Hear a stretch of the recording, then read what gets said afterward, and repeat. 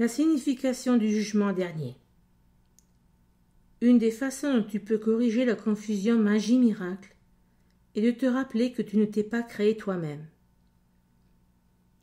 Tu as tendance à l'oublier lorsque tu deviens égocentrique et cela te place dans une position où il est pratiquement inévitable de croire à la magie.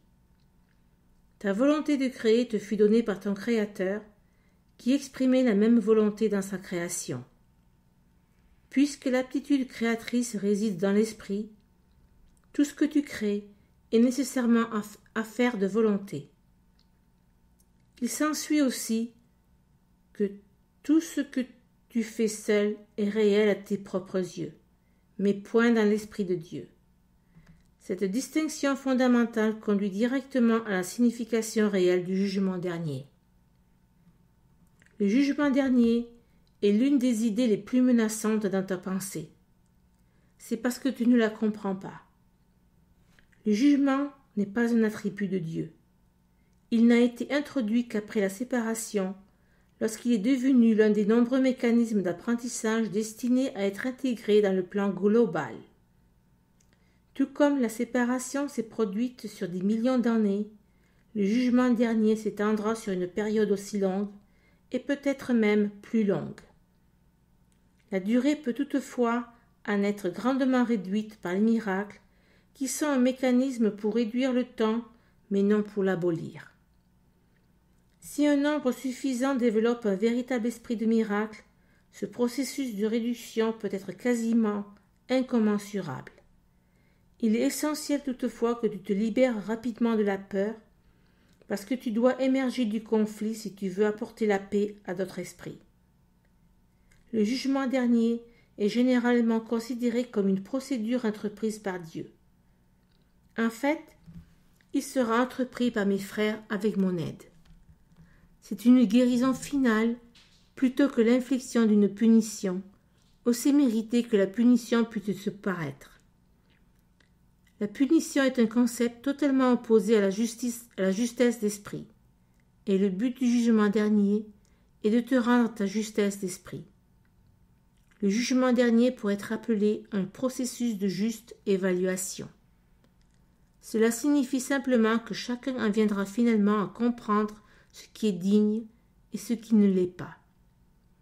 Après cela, l'aptitude à choisir peut être dirigée de façon rationnelle. Jusqu'à ce que cette distinction soit faite, toutefois, les oscillations entre volonté libre et emprisonnée ne peuvent que continuer. Le premier pas vers la liberté comporte un tri du faux et du vrai.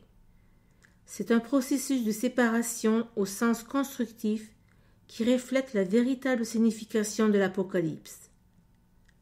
À la fin, chacun regardera ses propres créations et choisira de ne préserver que ce qui est bon, exactement comme Dieu lui-même regarde ce qu'il a créé et connu que c'était bon.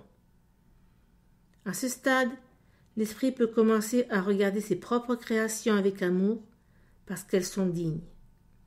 En même temps, l'esprit désavouera inévitablement ces malcréations qui, sans croyance, n'existeront plus.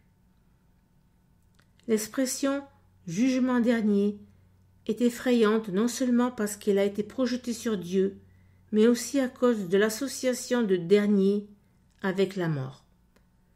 Voilà un exemple remarquable de perception sens dessus-dessous. Si l'on examine objectivement la signification du jugement dernier, il devient tout à fait apparent que c'est réellement la porte qui s'ouvre sur la vie. Nul ne vit vraiment qui vit dans la peur.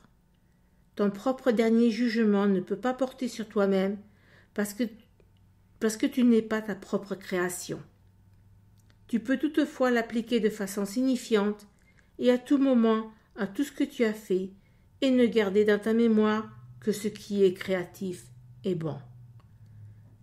C'est ce que ta justesse d'esprit ne peut manquer de te dicter.